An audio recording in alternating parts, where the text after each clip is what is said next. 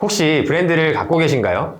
갖고 있다면 이미 시장에서 자리 잡고 있을 확률이 높겠고, 그렇지 않다면 아직도 고군분투하면서 사업하고 계실 겁니다. 우리 회사의 브랜드를 어떻게 만들지, 뭐부터 해야 할지 고민되시는 분들이 많을 텐데요. 이 영상 하나로 브랜드를 만들 때 고민을 덜어드릴게요. 딱 5가지만 체크하면 되니까 영상 끝까지 봐주세요.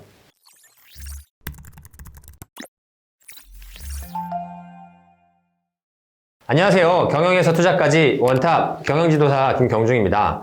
상담하면서 브랜드를 함께 만들어야 하는 경우가 많이 생겨서 한번 정리를 해보려고 합니다. 우리가 매일 접하는 수많은 브랜드 중에서 우리 마음에 남아있는 브랜드는 몇이나 될까요?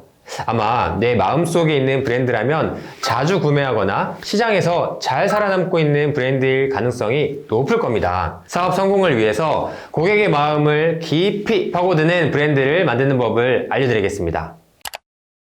총 5단계로 설명을 드릴 거예요. 1. 브랜드 진짜 알고 계십니까? 2. 고객 누구인지 파악했나요? 3. 경쟁사 어디까지 알고 있나요? 4. 브랜드 스토리 전하고 있나요? 5. 브랜드 경험 특별하게 만들고 있나요? 이 순서로 말씀드릴게요. 먼저 브랜드의 개념부터 살펴보겠습니다.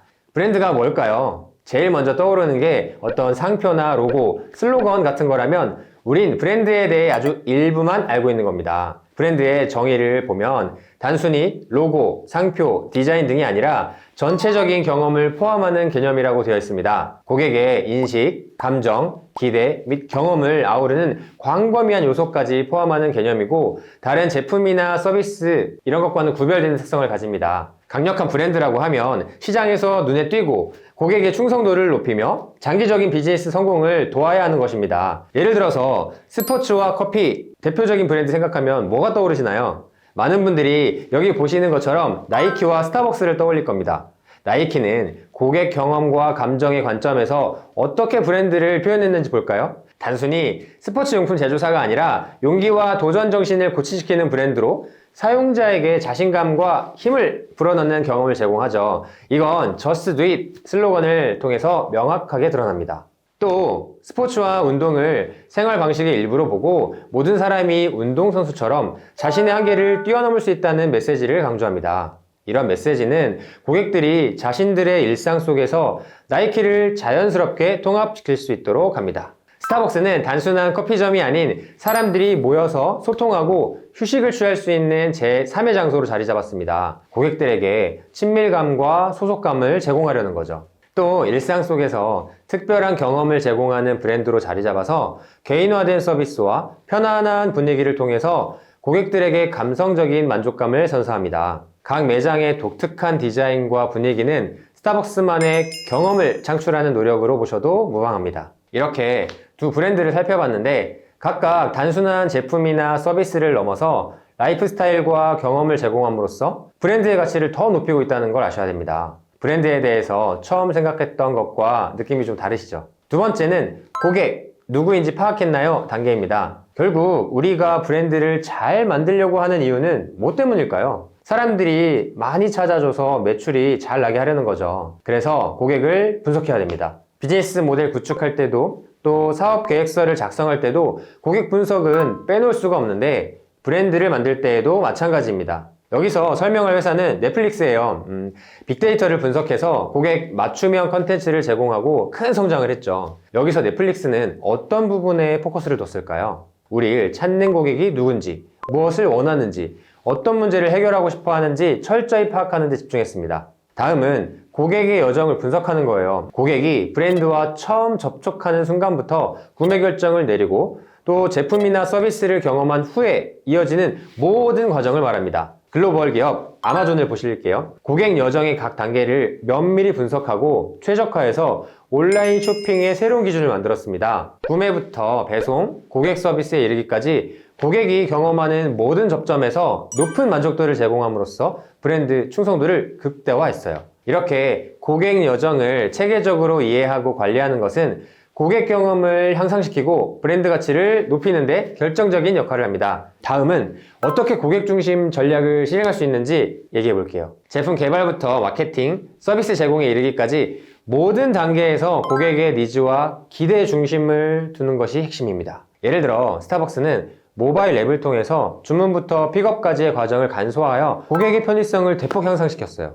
이러한 전략은 고객 경험을 개선하고 브랜드에 대한 긍정적인 인식을 강화합니다. 이렇게 하려면 고객의 피드백을 실시간으로 수집하고 이를 제품 개선과 서비스에 적극 반영해야 돼요. 그럼 자연스럽게 잘 성장하고 발전하는 브랜드가 되는 거예요. 세 번째는 경쟁사 어디까지 알고 있나요? 단계입니다. 우리 콜라 하면 코카콜라하고 펩시가 떠오르시죠?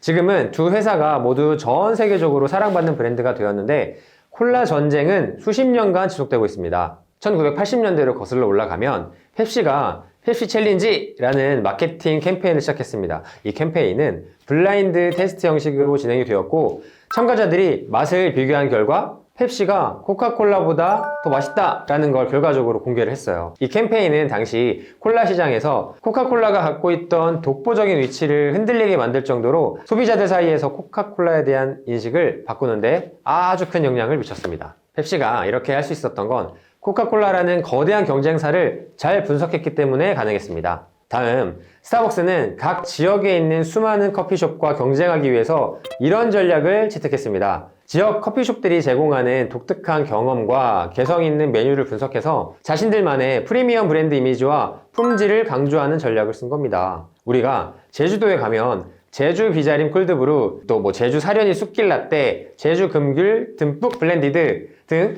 이렇게 여기서만 맛볼 수 있는 메뉴들을 접하실 텐데 이런 전략이 바로 스타벅스를 차별성 있게 만드는 겁니다. 이젠 애플을 살펴볼까요?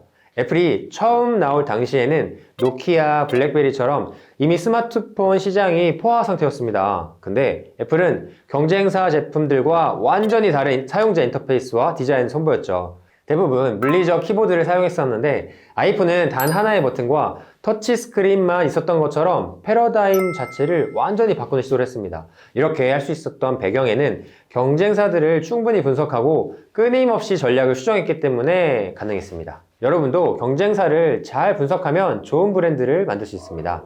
네 번째는 브랜드 스토리 전하고 있나요? 단계입니다. 브랜드 스토리텔링이 왜 중요한 걸까요? 좋은 브랜드 스토리는 고객의 가치관이나 감정을 건드리는 이야기가 잘 전달돼서 브랜드와 고객 서로의 감정적 연결선이 생긴 거예요. 이 상태가 되면 고객은 자연스럽게 충성도가 높아지고 내 삶의 일부가 됩니다. 이런 감정적 교류가 생긴 고객이 많으면 많을수록 회사가 성장하기 때문에 이 스토리 라인이 정말 중요한 겁니다. 내가 프랑스 어떤 맛있는 빵집에서 빵을 사 먹는 듯한 느낌을 주는 베이커리 매장, 또 내가 이 옷을 입으면 동물을 보호하고 자연을 위하는 사람이 된 것처럼 만드는 의류업체 등등 모두 고객과의 감정적 연결선을 만들려는 노력이 들어간 예입니다. 우리가 파는 제품이나 서비스도 이런 접점을 만드는 스토리를 가지려는 고민이 꼭 있어야 됩니다. 마지막으로 브랜드 경험 특별하게 하고 있나요? 부분 알려드릴게요.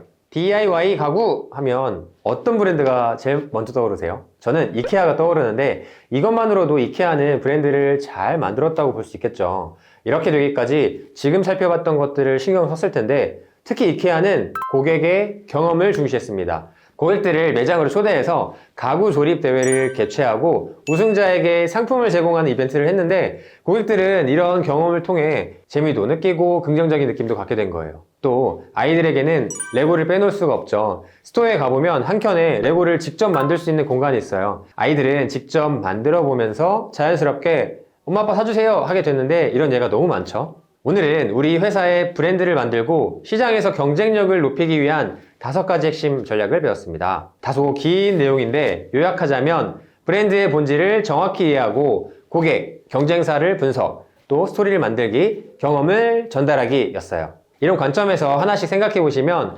우리만의 브랜드를 충분히 만드실 수 있습니다. 어렵게 느껴지실 수도 있는데 가이드북이 필요하신 분들은 댓글 남겨주세요. 제가 상담할 때 쓰는 질문지 파일을 보내드리겠습니다. 오늘의 영상 도움이 되셨다면 구독과 좋아요 해주세요. 또 만나요.